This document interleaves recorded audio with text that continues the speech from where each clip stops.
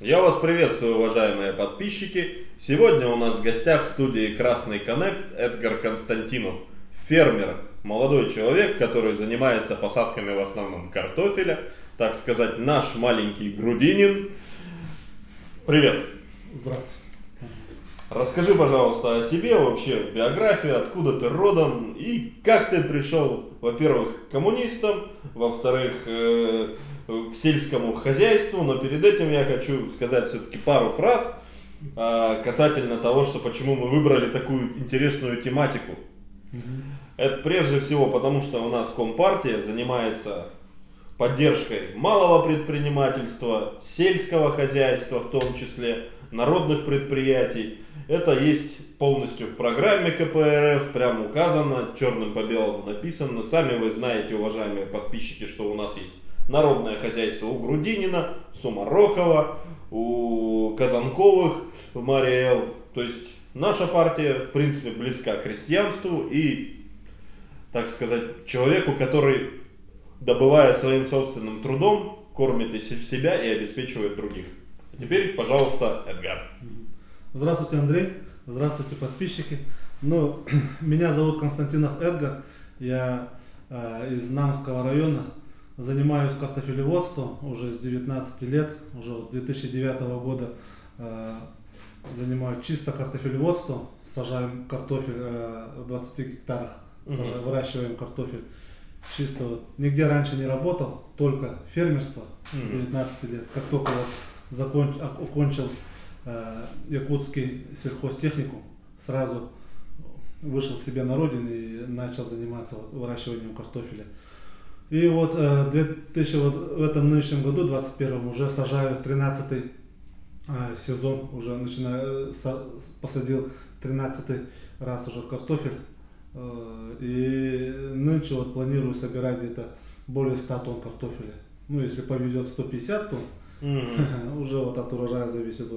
Сейчас уже как раз через полмесяца у нас начнутся сбор урожая. Не через полмесяца, а где-то через 3 недели, через 4 недели. Где-то с 10 сентября уже как раз перед выборами уже тоже у нас начинается тяжелая работа, сбор урожая. Тогда уже видно будет урожай. Как говорится, цыплят по осени считают. Слушай, скажи, пожалуйста, ты член нашей партии, правильно? Да. Как ты к этому пришел вообще? Вообще я сам чуть-чуть человек политизированный. Не просто так я пришел к коммунистической партии. Все-таки я уже в свое время, где-то 3 года назад, не где-то, а точно в 2018 году участвовал на выборах в Вильтумене. 20, по-моему, там у меня регион 27-й, от 27-го избирательного округа по одномандатному округу от Намского района, Тулагина-Кильдямского. Участвовал на выборах депутата Илтумен, так что я чуть-чуть, как говорится, в политике тоже свои взгляды имею. И, конечно же, в конечном итоге у меня выбор пал, конечно же, как народного человека, как за народ, человека, тоже болеющего за свой народ, поэтому выбор впал именно на коммунистическую партию. И так, в дальнейшем тоже у меня есть тоже какие-то политические планы все равно, поэтому уже начал Вообще, смотри, народное хозяйство у тебя, ферма говоришь. Кто там у тебя работает? Кого ты нанимаешь? Это гастарбайтеры, это местные, это кто-то с самого Юэдея или с Намского района, или с города приезжают, опять же. Конечно же, безработица у нас на селе пока еще никто не отменял. Безработных все-таки, к сожалению, хватает. Но у меня, так как у меня бизнес является, то есть дело является сезонным, у меня наемные работники самого же Намского района, конечно, во время посадки и во время сбора урожая. А на полив мы с ребятами тоже сами работаем. Наемные работники. Наемные работники. Скажи, а сколько человек ты обеспечиваешь тем самым работой? 3-5. 3-5 человек? Да. На посадку можно чуть поменьше. 2 человека и я с отцом. Нас 4, например, на посадку картофеля. А на сбор урожая, раньше в свое время договаривался с коллективом детского сада. Школьники тоже подрабатывали, тоже картофель на туроплаты тоже работали. Ну и, конечно же, у меня есть имеется комбайн. Комбайном копаем, так что человек 4-5 хватает на уборку. Вот скажи, а сколько стоит комбайн? Комбайн нынче стоит нормальный таки, чтобы себе позволить, стоит порядка 4,5-5 миллионов рублей. То есть это как крузак стоит? Это как, да, это как даже очень хороший крузак. Новый, с завода считать? Новый с завода считать. Слушай, Эдгар, вот мы все время слушаем байки о том, что вот у нас крайне холодно, мы не можем ничего выращивать здесь, все крайне неэффективно. Вот 20 гектаров, 5 человек. Сколько тонн вы в год можете обеспечить? Можем обеспечить до 200. До 200? До 200 тонн, ага.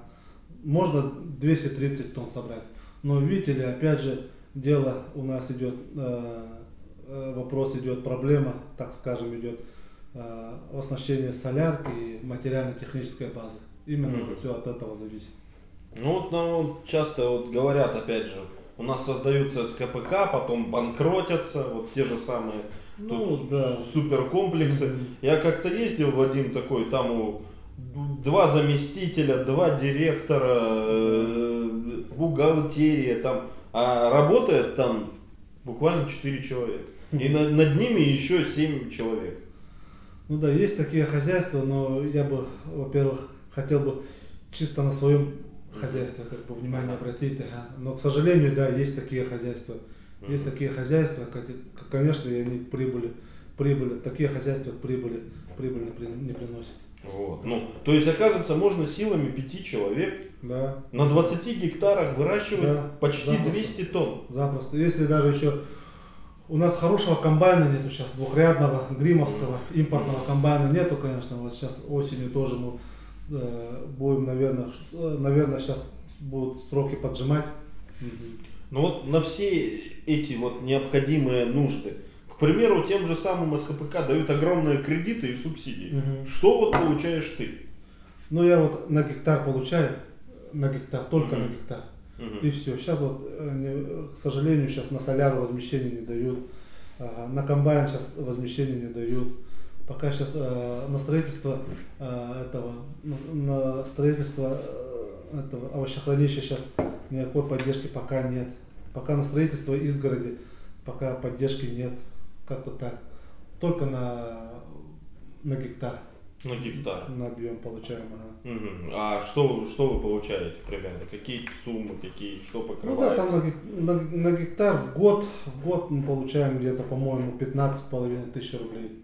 15,5 тысяч рублей в год? В год, все, больше ничего. Что можно на эти 15 тысяч рублей купить с тем, что солярка постоянно дорожает? Бочку-то мы можем купить? Ну да, там тонну солярки, наверное. Тонну солярки? 2 тонны солярки. На 15 тысяч рублей? Ну да, на 15 тысяч рублей. Или меньше выходит? Нет, там на гектар, а я-то на 20 гектаров получаю. На 20 гектаров. Я на 20 гектаров получаю. Так что вот так, на 2-3 тонны хватает. На 2-3 тонны. Ну, а этого вот недостаточно или можно было бы больше финансировать? Можно было бы больше, но, конечно, чуть-чуть немножко внимание отошло как бы на животноводство, растениеводство, отдел растениеводства мы чуть-чуть немножко отстали, внимание очень мало уделяется на растениеводство, когда как без растениеводства тоже трудновато обойти животноводство, потому что сейчас заготовка корма, там все тоже все относится к растениеводству. Так что нужно это тоже можно было бы учесть, конечно. На самом деле, вот ты очень верную вещь сказал. То, что те же корма, это же тоже надо выращивать. И может, если в совокупности вы это все делалось на основании планирования, может быть, это было бы гораздо эффективнее. Ну да, там пару хозяйств, по-моему, сейчас по республике может быть 5 хозяйств сейчас работают, но как у них там работа обстоит, я пока не в курсе. Но все-таки к растениеводству нужно отнести внимание, так думаю.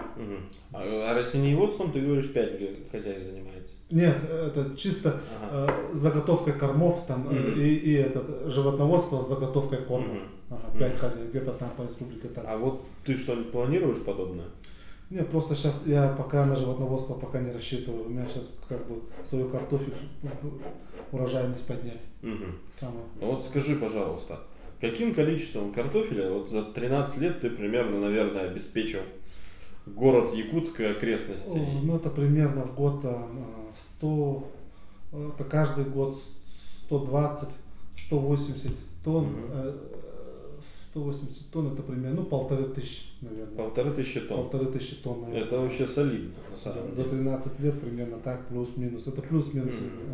Как, вот. Ну вот нам говорят, капитализм это всегда конкуренция, это всегда вот соревнование такое. Вот. Все-таки много... производство. Нет, такого чисто конкуренции нету, потому что в самом республике мы сами выращиваем только процентов 20-25 только потребности населения. То есть, а остальное вот 70%, 75% вывозится извне.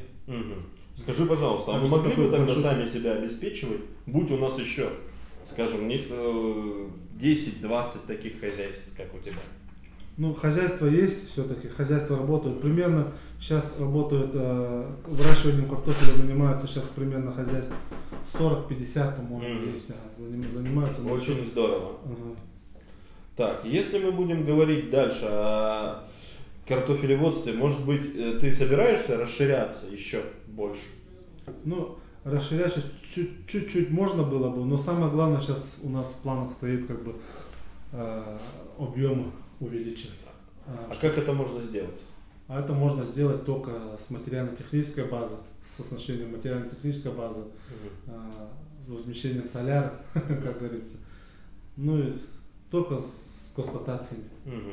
К примеру, что для этого необходимо? Это сельское хозяйство. Например, мне сейчас в данное время нужно, например, комбайн нужен, если так сказать. Еще вдобавок растительная техника, еще там пару тракторов, конечно же. Ну вот планируем, работаем, пока чисто не плакаемся, помощи не просим, а работаем, на себя надеемся. И это вот увеличит производительность. Примерно на сколько процентов можно? Можно на 100%.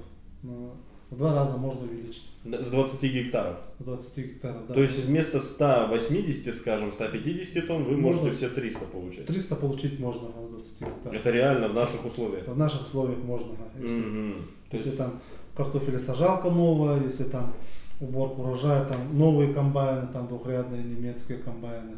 Если там растительная техника, у тебя хорошая материально-техническая база. Если у тебя там хранилище есть, где хранить зимнее время, вот тогда 300 тонн уже запросто без привлечения можно получить. Это по деньгам. Это по деньгам, если там на 60 рублей умножить 300 тонн, то это чисто такая добротная цена. Скажи, вот какое количество из выращенного картофеля ты оставляешь на посевную? 20%, где-то 15%, где-то так. 15-20%. И это вот, в принципе, обеспечивает тебе вот обновление, да, вот всего этого. Да, ага. И еще тоже вот нынче с Иркутска тоже привозили одну фуру, 30 тонн. Да, должны были возмещения, но пока еще как бы Министерство сельского хозяйства пока занято опять же животноводством, опять сенокосом. Так что у нас до нас еще дело далеко, наверное, видать. Ну, вообще надо делать это все, скорее всего, в совокупности, правильно? Чтобы сельское хозяйство развивалось более-менее гармонично. Что еще у тебя такое спросить касательно? Вот, например, отвлечемся от нашей основной темы. Твоя семья поддерживает твои увлечения? Конечно, без поддержки семьи как? Все-таки у нас есть только картофель. Ну, жена работает, конечно. Но жена поддерживает, родители поддерживают, то есть отец тоже вместе со мной. Ну, отец раньше был тоже фермером, но как бы не зарегистрированным фермером, он тоже это занимался. А так после учебы я все это зарегистрировал, и как бы мы это уже сейчас работаем официально, уже сейчас на прибыль. Как хорошо, все это, вот, даже гордость берет за таких людей на самом деле. А скажи, сколько у тебя детей? У меня 3 детей. Они работают уже в поле? Сын, да, помогает уже. Ему сегодня у него день рождения. Да. Поздравляю. Передам поздравления. От всей нашей команды. Да, и ему 11 лет как раз исполняется. И вот сейчас он уже на уборку сейчас тоже будет немножко помогать там. Сетки раздавать людям, ведра таскать. Чай кипятить на костре. А не бывает таких мыслей, ну его нафиг не помогают, бросимся? Нет, такого нет. Потому что если человек работает от души, то уже, наверное, уже как бы человек уже остается повязанным.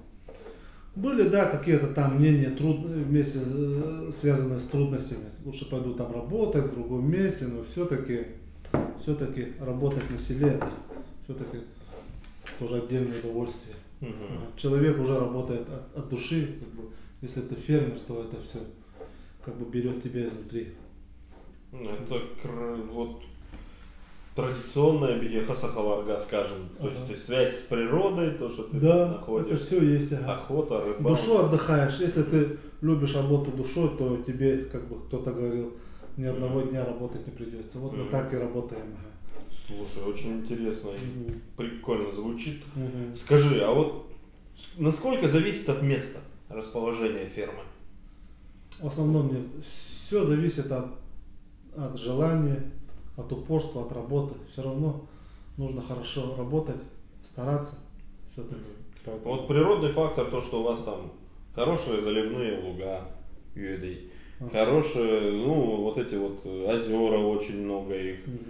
Выращивать река рядом. Все-таки выращивать можно везде, лишь бы было бы желание. И поддержка со стороны. Да, поддержка, конечно же, нужна. А вот скажи, пожалуйста. Даже в Америке, например, учитывают, да, вот, например, мы как бы смотрим то, что Америка не та, Америка не ся, но все-таки в Америке даже сколько там процентов у них на бюджет идет на поддержку сельского хозяйства? По-моему, 13 или 17 процентов где-то так идет на поддержку сельского хозяйства. То есть без поддержки сельское хозяйство, оно как бы все равно трудное. Все равно то, чем мы занимаемся, это же просто там торгашество. Вот сегодня утром купил, сегодня вечером распродал. Это не то. Все равно сезонность свое тоже берет, погодные условия свое тоже берет, поэтому все-таки нужно уделять внимание государству, вообще в общем на сельское хозяйство. Ну, твой пример крайне вдохновляющий на самом деле, связанный с производством, тем более таким сложным. Вот. Что ты вообще хотел бы сказать в связи с предстоящими выборами, к примеру? Ну, все-таки я как бы человек близкий народу, придерживаюсь чуть-чуть менее оппозиционным взглядом.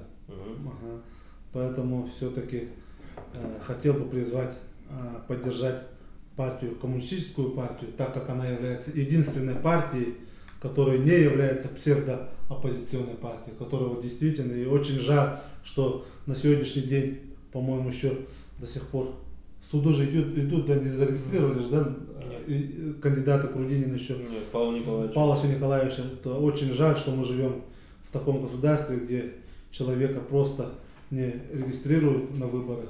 Это просто чисто недопустимо, по моему мнению. И ради из-за того, что именно происходят такие вот действия со стороны властей нашего государства, вот именно из-за этого даже можно было бы поддержать коммунистическую партию. Так бы хотел бы призвать тоже людей поддержать коммунистическую партию. Это единственная партия, которая борется за людей, за народ, за нас. Это единственная партия, которая осталась чисто работающая для народа. Спасибо большое, Эдгар, за то, что пришел, с нами пообщался. Уважаемые подписчики, оставляйте комментарии, лайки, дизлайки. Главное, от вас нам нужен обратный отзыв, и мы будем продолжать работать. Если есть какие-то персональные вопросы к Эдгару, мы ему обязательно передадим и вызовем его в студию второй раз. И на сегодня все. Спасибо, до свидания.